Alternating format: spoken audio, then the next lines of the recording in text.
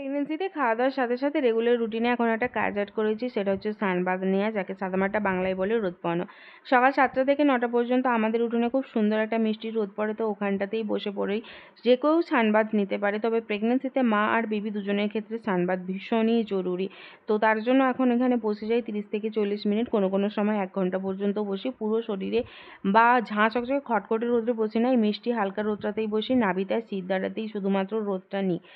প্রেগনেন্সির ১ম থেকে 2nd ট্রাইমেস্টার পর্যন্ত যখন একটুখানি ডিপ্রেশনের মতো চলে গিয়েছিলাম, কাজবাজ করা তো দূরের কথা, কারো সাথে ঠিকমতো কথাও বলতে পারতাম না। ভীষণ লো ফিল করতাম, এনার্জি থাকতো না, মেজাজ পুরো খিটখিটে হয়েছিল। তারপর থেকেই কিন্তু আমি সানবাথটা নিয়ে আসতে শুরু করি।